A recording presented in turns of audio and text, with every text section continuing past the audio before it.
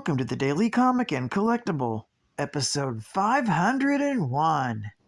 Now today, the collectible of the day is the Kotobukiya Artfx Plus Star Wars Saga Series line 2-pack Stormtrooper statue set. These Star Wars Artfx Plus 1/10 scale statues brings all the quality and detailing that you expect from Artfx, released in a great smaller scale, perfect for collecting. Covered in shiny white armor and following the orders of Emperor Palpatine and Darth Vader to the letter, Stormtroopers project the Empire's might into every corner of the galaxy. Rarely found alone, Stormtroopers attack in mass to swarm their foes with superior numbers. Joining the Artfx Plus line, these two Stormtroopers are perfect for miniature versions of the on-screen characters, with fully detailed armor and weapons. In fact, they both come with interchangeable arms and legs. There are 18 different posing combinations. Like the other Artfx Plus statues, the troopers also have magnets built into their feet for a sturdy display on magnetic bases. The Artfx Plus statues are fun to assemble, pre-painted, plug-in, snap-fit kits that can be easily put together in seconds, without glue or any modeling skills. These Saga Series Stormtroopers stand nearly 8 inches in height and are perfect for adding as backup for your Saga Collection's previously released Boba Fett Artfx statue, released in 2011 by Kotobukiya. Now, the comic of the day is Star Wars, Volume 1, Issue number 86, with a cover date of May 1984. With story by Randy Stradley, art by Bob McLeod, and cover by Bob McLeod. This issue is titled The Alderaan Factor. The story opens still some time before the Battle of Endor. Leia Organa is running through a rebel cruiser with Luke Skywalker at her heels. Leia is about to depart on a mission to the planet Yinkor, and Skywalker tries to convince her to let him go with her. However, in an attempt to earn the Yinkor's trust, she's agreed to not bring any rebel soldiers with her. Skywalker is still worried for her, since there's Imperial activity in that sector, and he gives her an emergency beacon to signal him in case she runs into any trouble. A Yinkori shuttle arrives to take Leia to the desert world, but on the way there, the Yinkori commander reveals to her that she is actually going to be used as a hostage to trade to the Empire for the safety of the Yinkori Elder Council, whom Imperial Governor Marceline Wessel has captured. However, on the way to turn over the princess, their TIE fighter escort begins to fire on them, as Wessel is content to just kill the rebel leader. As the Yinkori panic, Leia springs into action, takes control of the blaster cannon, and fires back. The Yinkori pilot is able to outfly the TIEs, and Leia shoots down one of the starfighters. However, right as Leia shoots down the second starfighter, their ship is hit by the Imperial craft's weapons, and both ships crash land in the desert below. Immediately before the crash, Leia is able to activate her emergency beacon. Back with the Alliance fleet, Luke, Chewbacca, and Lando Calrissian receive the signal and leave immediately in the Millennium Falcon to rescue her. Back on Yinkor, a stormtrooper reports to Wessel, telling him that Princess Leia's ship was shot down, but that both TIE fighters were destroyed as well. Wessel, wanting to confirm Leia's death, organizes a party to track down the crashed shuttle. At the same time, the TIE pilot of the second craft has survived, and he makes his way to the crashed Yankori shuttle. Although the man has orders to kill the passengers of the Yankori shuttle, he recognizes Leia and decides to ignore orders, freeing her. The TIE pilot is actually from Alderaan, and before joining the Empire, he had been a common servant on the world. Leia, shocked that an Alderaanian would serve the Empire, calls the man a traitor for his homeworld. Despite her insults, the Imperial helps her to safety, claiming that Leia's father, and not the Empire, was to blame for opposing the Empire and causing Alderaan's destruction. As the two argue, they are oblivious to the fact that they are being stalked by the Rulk-Magir, fearsome native beasts.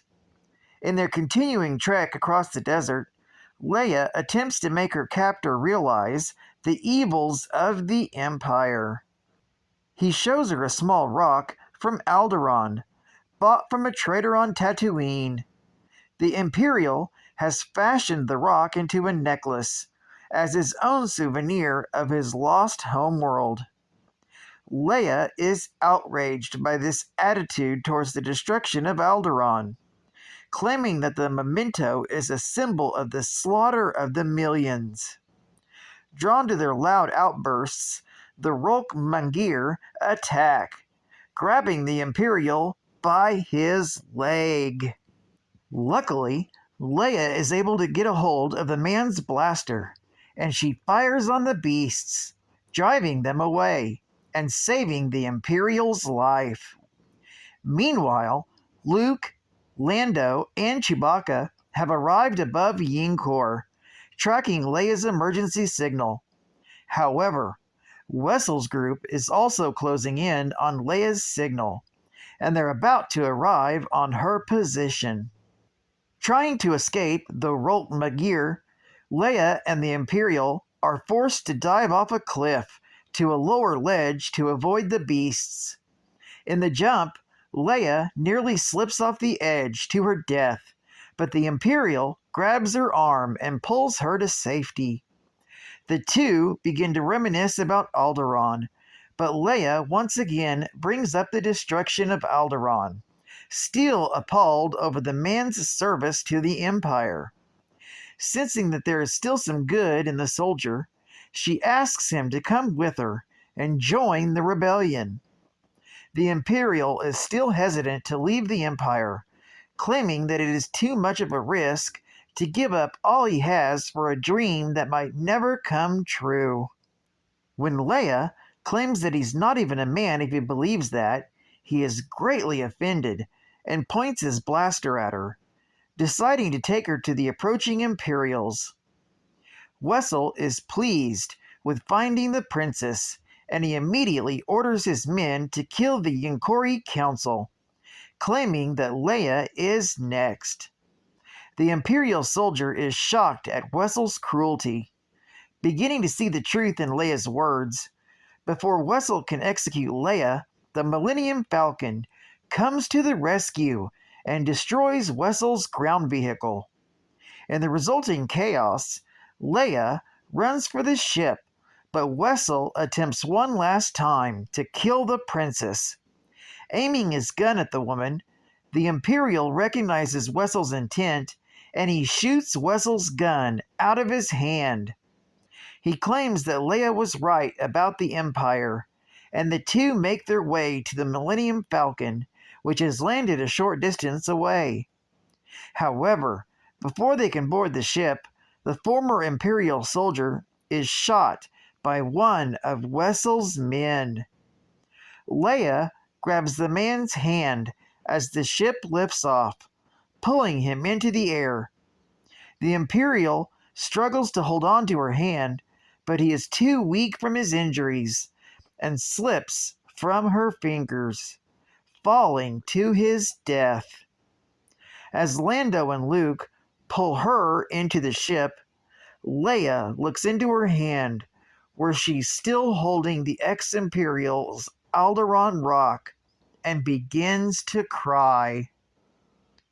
This story is continued in Star Wars, issue number 87. Geek Fact: the events in this story take place before Episode 6, Return of the Jedi, as indicated in the beginning, and this story is part of the Extended Legends Marvel Comics universe. Bonus Geek Fact: this issue was the only Marvel Star Wars issue written by Randy Stradley, who later went on to work for Dark Horse Comics. After the Star Wars license went to Dark Horse, he would write a few more Star Wars stories involving the planet Yinkor, Jedi Council, Acts of War, and Star Wars Crimson Empire. Advertising Ad Fact: Hey kids, look what's coming your way. Free Marvel Comics! Now, you can get up to 5 great Marvel comics, like Spider-Man, Incredible Hulk, and the Fantastic Four, for free. All you have to do is collect proof of purchase seals from Sweet and Crunchy Cookie Crisp brand cereal. Then send in the proofs in order form from specially marked packages of Cookie Crisp with your choice of comics. It's easy and it's free. Also, free Marvel iron-on patches are inside boxes of Cookie Crisp. Pick yours up today. State-of-the-art gaming. For a vid time, call 1-900-720-1234. Call our new video hotline. Get the word on Parker Brothers' latest video games. Consumer cost 50 cents per call. Spider-Man was here. Roses are red, violets are blue, Cubert's a hopper, and this place is too. Frogger eats flies. Jeff is a wimp. I am not wimpy. I play Popeye. I am what I am, and that's all that I am. I'm Popeye the Sailor Man. Coily's a snake. I got a 700 in English. Big deal. I got 007 for my birthday. 150,000 or Cubert gets it. Gyrus is coming. Super Cobra's the toughest yet. Think you're good? Let's make a bet. Other games are sure a breeze. I'll wipe you on Cobra, and that's the squeeze. I am not slow. And final Geek Fact: Alderaan, located in the Core Worlds, was the second planet in the Alderaan system and the home of many famous heroes, including Leia Organa Solo, Bail Organa, and Ulic Queldroma. Renowned galaxy-wide for their planet's unspoiled beauty, refined culture, and commitment to peace, Alderaanians worked with and around the land to preserve as much of the natural surroundings as they could. Originally the home of the Killiks, Alderaan was later conquered by humans. Despite a battle during the Great Galactic War and a civil war during the subsequent Cold War, Alderaan remained peaceful during much of galactic history. However, in an attempt to force the galaxy into submission, Grand Moff Tarkin and the Galactic Empire destroyed the unarmed and peaceful planet using the first Death Star's super laser in 0BBY, which stands for Before the Battle of Yavin. Well, I'd like to thank you for joining me for another daily comic and collectible, and I hope to see you again tomorrow. This is Cat Fan Comics Man, and I'll catch you on the flip. Over and out.